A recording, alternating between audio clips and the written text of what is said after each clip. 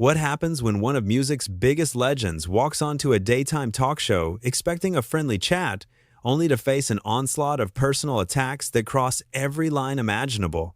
It only took 34 seconds of being on air before Denise Welch made a comment so outrageous, so deeply inappropriate, that it set off a chain reaction nobody saw coming.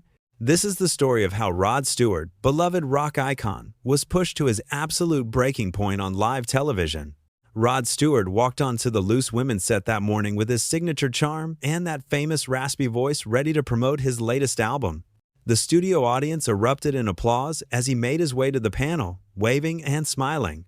He settled into the guest chair, looking relaxed in his sharp suit, ready for what he assumed would be another routine interview about his music, his career, maybe a few laughs about his legendary hair. The panel that day included Denise Welch, who was leading the interview, along with Kay Adams, Nadia Sawalha, and Jane Moore. They all greeted Rod warmly, or so it seemed, but something felt off from the very beginning. Denise had this look in her eyes, this smirk that suggested she had something planned, something that went beyond the usual talk show banter. After the brief introductions and some light applause, Denise wasted absolutely no time. She leaned forward with that smirk still plastered on her face and said, "So Rod, let's talk about your personal life. You've had quite a few marriages, haven't you? Some people might say you have a bit of a problem with commitment." The audience went quiet. You could feel the tension immediately. Rod's smile faltered for just a moment, but he recovered quickly, trying to keep things light. "Well, Denise, I think when you find love, you pursue it. I've been fortunate enough to find it several times." But Denise wasn't backing down. She pressed on, her voice dripping with condescension. "Fortunate? Is that what we're calling it? Because, from where I'm sitting, it looks more like a pattern of behavior. How many children do you have again? 8? 9? Hard to keep track, isn't it?" Rod's jaw tightened. You could see him trying to maintain his composure. "I have 8 children, and I'm proud of every single one of them. I'm very involved in all of their lives." Kay Adams jumped in, clearly trying to steer the conversation somewhere safer. "Rod's new album is really fantastic. I've been listening to it all week. Should we talk about the inspiration behind some of the tracks?" But Denise cut her off completely, not even acknowledging that Kay had spoken. "Let's not change the subject just yet. I think the audience would be very interested to know about your relationship with your children's mothers. There's been quite a bit in the press about maintenance payments and legal disputes, hasn't there?" Rod sat up straighter, his face hardening. "I don't think that's appropriate to discuss here. My relationship with my family is private, and those matters were resolved a long time ago." Denise laughed, actually laughed, in this cruel, mocking way. "Oh, so now we're too good to discuss things that are public record? You're a public figure, Rod. You put yourself out there. You can't pick and choose what people get to ask you about." Nadia Sawalha looked uncomfortable, shifting in her seat. She tried to intervene. "Denise, maybe we should focus on the positive. Rod, your career has spanned decades. What keeps you passionate about making music?" Again, Denise completely ignored her colleague. She was locked onto Rod like a predator circling wounded prey. "You know what I find fascinating, Rod? How men like you seem to think you can just move from one woman to the next, father, children all over the place, and then expect everyone to applaud you for being a family man. Do you ever think about the example you're setting?" The audience was dead silent now. This had gone way beyond uncomfortable television. This was brutal. Rod's hands were gripping the armrests of his chair. "Excuse me? Men like me? What exactly does that mean?" Denise leaned back, crossing her arms with this satisfied expression. "You know exactly what it means. Rich, famous men who think the rules don't apply to them, who think they can do whatever they want without consequences." Jane Moore finally spoke up, her voice firm. "Denise, I really think we need to move on. Rod came here to talk about his music, and we're being incredibly rude to our guest." But the damage was already spiraling out of control. Rod's face had gone from shocked to genuinely angry. "I came on this show as a courtesy. I've given hundreds of interviews over my career, and I've never, ever been spoken to with such disrespect. Who do you think you are?" Denise's eyes lit up. She was enjoying this. "Who do I think I am? I'm a journalist asking legitimate questions. If you can't handle a little scrutiny, maybe you shouldn't be doing interviews." Rod stood up slightly, then sat back down, clearly trying to control himself. "A little scrutiny? You've done nothing but attack my character since I sat down. You haven't asked me a single question about my album, my tour, my music, nothing. All you've done is try to embarrass me on national television." The other panelists were exchanging worried glances. Kay Adams reached out as if to touch Rod's arm in a calming gesture, but he was too far away. "Rod, we really are fans of your work. I think maybe we just got off on the wrong foot here," Denise scoffed. "Oh, please, Kay, don't coddle him. He's a grown man. If he can't handle a few tough questions, that's his problem, not ours." Rod's voice dropped lower, more serious. "Tough questions? Is that what you call this? Let me ask you something, Denise. How would you feel if I sat here and started dissecting every relationship you've ever had, every mistake you've ever made? Would that be fair?" Denise's expression changed slightly. She wasn't smiling anymore. "My personal life isn't what we're here to discuss." Rod let out a bitter laugh. "Exactly. But mine is?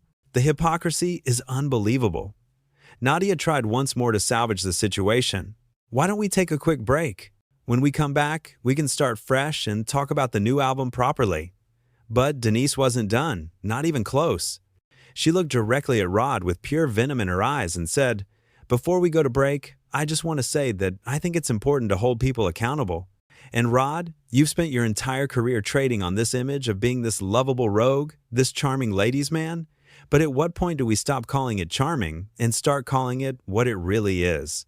Irresponsible, selfish, narcissistic."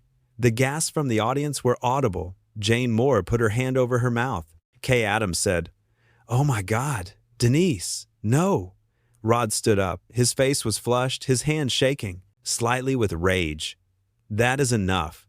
I have sat here and listened to you insult me, disrespect me, and now you're calling me a narcissist on live television? I don't have to take this. I don't have to sit here and be your punching bag so you can feel important." Denise stood up too, matching his energy. "If you want to leave, then leave. Nobody's forcing you to stay. But don't act like the victim here. You're a millionaire who's spent decades doing exactly what you want, and now you can't handle one interview where someone asks you real questions." Rod's voice was shaking now, a mixture of anger and hurt. "Real questions? You haven't asked me a single real question. All you've done is attack me. You clearly had an agenda coming into this. You wanted to take me down for some reason, and I'm not going to stand here and let you do it." The producer's voice could be heard off camera, clearly panicked, saying something about going to commercial, but it was too late. This was happening, live, and there was no stopping it now. Kay Adams stood up, trying to physically position herself between Rod and Denise. "Please, both of you, let's just calm down. This has gotten completely out of hand." Denise pointed at Rod, her finger jabbing the air. "You know what your problem is? You can't handle a strong woman who isn't afraid to challenge you. You're used to everyone kissing your feet because you're Rod Stewart. Well, not everyone is impressed by you." Rod's laugh was harsh, almost painful to hear. "A strong woman? You think this is strength? Ambushing a guest? Making personal attacks?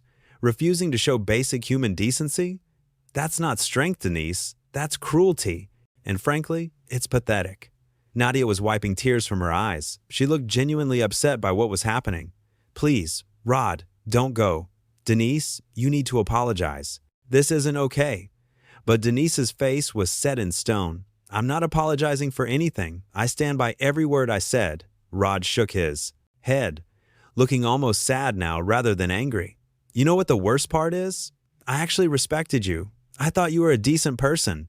I've watched this show before, and I've seen you be kind to guests, supportive even. But this is just mean. This is you trying to make yourself feel bigger by making me feel small." Jane Moore was nodding, tears in her own eyes now. "Rod's right, Denise. This wasn't journalism. This was an attack, and it was wrong." The audience started to murmur, some people calling out their support for Rod. You could hear someone shout, "Leave him alone." Another voice said, "This is disgusting." Denise looked around, seeming to realize for the first time that she'd lost the room completely, but instead of backing down, she doubled down. "Oh, so now we're all going to pretend that celebrities are above criticism? That's not how this works." Rod was already unclipping his microphone. His hands were steady now, his decision made. "Criticism and cruelty are two different things, Denise. I hope someday you learn the difference. But I'm not going to be here when you figure it out." Kay reached out to him. "Rod, please, don't let this end like this. He looked at her with genuine kindness in his eyes. "Kay, this isn't about you or the others. You all tried to stop this. But I have too much respect for myself to sit here and be treated this way. I've worked too hard, for too long, to let anyone speak to me like this." Denise's voice rose. "So you're just going to run away?" Very mature. Rod turned back to her one last time. "I'm not running away from anything. I'm walking away from someone who has no interest in having a respectful conversation. There's a difference." The studio was in chaos now. The producers were frantically trying to figure out what to do. The other panelists were in various states of distress. Nadia was openly crying. Jane looked furious. Kay looked devastated. Denise, still defiant, crossed her arms. "Fine, leave then, but don't expect any sympathy from me." Rod's expression was one of pity now. "I don't want your sympathy, Denise. I just wanted basic respect. And you couldn't even give me that." As he started to walk off the set, Nadia called out to him, "Rod, I'm so sorry." "We're all so sorry." He stopped, turned back, and smiled at her. It was a sad smile, but genuine. "Don't apologize for her behavior, Nadia. That's not your responsibility." The audience began to applaud. It started with one person, then another, then suddenly the entire studio audience was on their feet, clapping for Rod Stewart as he walked off the set. Some people were even cheering. It was a moment of collective recognition that something deeply wrong had just happened, and they were showing their support for the person who had been wronged. Denise looked stunned by the audience reaction. Her face went pale. She sat back down heavily in her chair, looking around as if she couldn't quite believe what was happening. Jane Moore stood up and addressed the camera directly. "I think we need to apologize to our viewers and to Rod Stewart. What just happened was not okay. It wasn't professional, it wasn't kind, and it wasn't what this show is supposed to be about." Kay was nodding vigorously. "Absolutely. Rod came here as our guest, and he deserved to be treated with respect. He deserved to talk about his music, his achievements, his incredible career. Instead, he was attacked. And that's unacceptable." Nadia composed herself enough to speak. "I've been on this panel for years, and I've never been more ashamed. Rod, if you're watching, please know that not all of us felt that way. Most of us think you're wonderful, and we're horrified by how you were treated." Denise sat there silently, her arms still crossed, her face unreadable. She didn't apologize. She didn't try to defend herself anymore. She just sat there as her colleagues essentially revolted against her on live television. The camera cut away finally, going to a commercial break that was desperately needed. But the damage was done. The moment was captured. Rod Stewart, one of the most beloved figures in music history, had been pushed to his breaking point by a host who seemed determined to destroy him for reasons no one could quite understand. Backstage, crew members reported that Rod was gracious even in his anger. He thanked the production staff, told them it wasn't their fault, and left the building quietly. He didn't storm out. He didn't throw things. He simply left with his dignity intact, which was more than could be said for the show he left behind. The other panelists remained visibly shaken for the rest of the episode. They tried to continue with their planned segments, but the energy was completely off. Kay kept apologizing to the camera. Jane looked like she wanted to be anywhere else. Nadia's eyes were still red from crying, and Denise just sat there, stone-faced, refusing to acknowledge the disaster she had created. When they tried to discuss their next topic, a lighthearted segment about holiday traditions, it fell completely flat. The audience wasn't interested.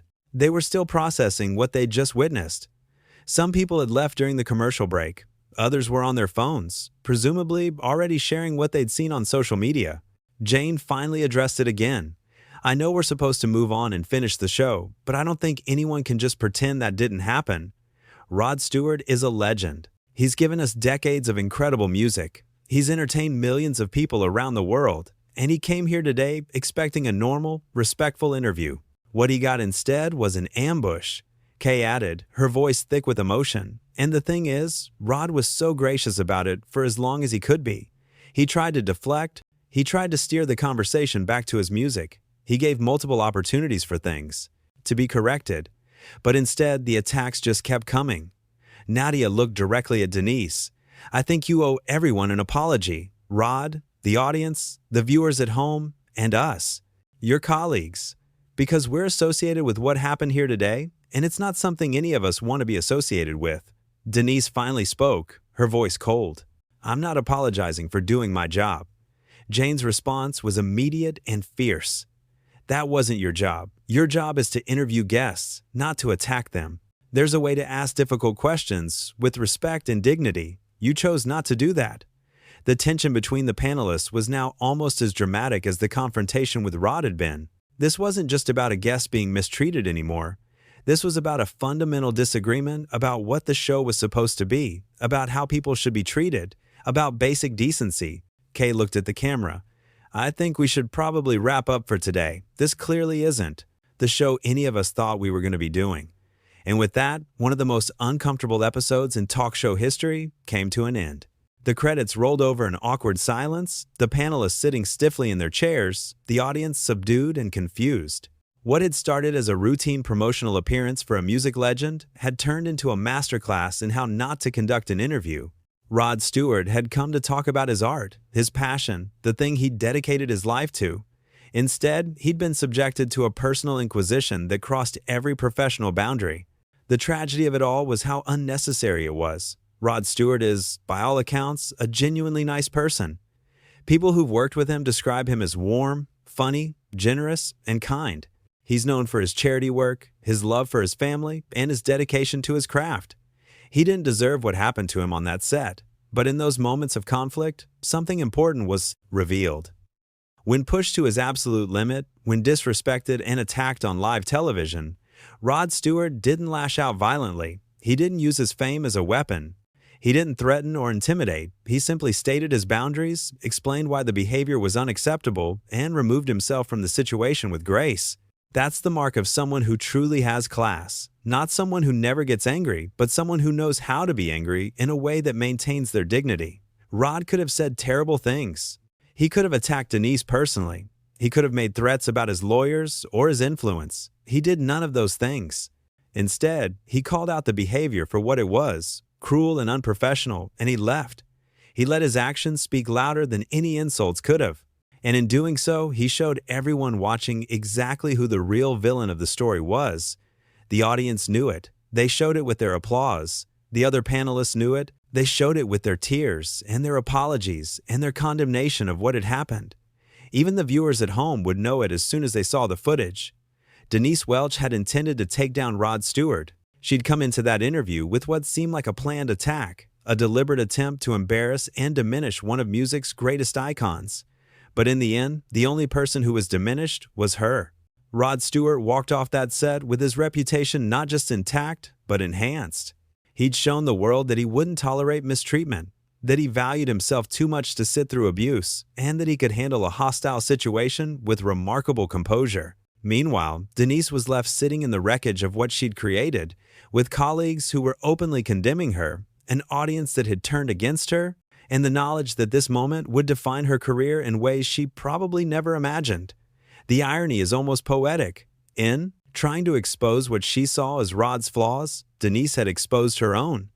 In trying to prove he was narcissistic and selfish, she demonstrated those exact qualities herself. In trying to show he couldn't handle criticism, she'd revealed that she couldn't handle being challenged on her behavior. The whole incident serves as a reminder of something important. Fame doesn't make someone less human. Success doesn't mean you forfeit the right to be treated with basic respect. And being a journalist or an interviewer doesn't give you license to be cruel. Rod Stewart didn't ask for special treatment that day. He didn't demand softball questions or refuse to discuss his life. He simply expected what any human being deserves, to be treated with dignity. And when that basic expectation wasn't met, he made the entirely reasonable decision to leave. The fact that this became controversial, the fact that his walking out was seen as dramatic rather than completely justified, says something troubling about our culture. We've become so accustomed to celebrities being treated as objects rather than people, as targets for our entertainment rather than human beings with feelings, that when one of them finally says enough, we're shocked. But we shouldn't be shocked. We should be ashamed that it took someone being pushed that far for us to recognize how normalized this kind of behavior has become. Talk shows shouldn't be ambushes. Interviews shouldn't be attacks. Guests shouldn't have to defend their basic humanity on television. What happened on that Loose Women set wasn't entertainment. It wasn't good journalism. It wasn't compelling television. It was simply cruel. And the fact that Rod Stewart recognized that and refused to participate in it makes him the hero of this story, not the villain Denise tried to paint him as. In the end, the most powerful moment wasn't any of the harsh words exchanged.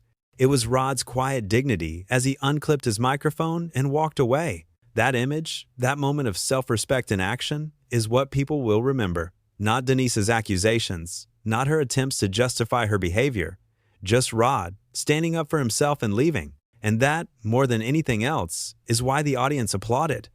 They recognized something that Denise either couldn't or wouldn't see. Sometimes the bravest thing you can do, the strongest thing you can do, is simply refuse to accept mistreatment. You don't have to fight. You don't have to argue. You just have to know your worth and walk away from people who don't respect it. Rod Stewart knew his worth that day, and he walked away from someone who clearly didn't respect it. In doing so, he gave everyone watching a lesson in self-respect, boundaries, and grace under pressure. That's the real story here, not the conflict, but the character that was revealed through it. The legendary musician came to promote his art and ended up teaching a different kind of lesson entirely. A lesson about dignity, about respect, about knowing when to walk away. And while it's not the interview anyone expected, it's probably one that needed to happen, if only to remind us all that celebrities are people too, deserving of the same basic decency we'd want for ourselves.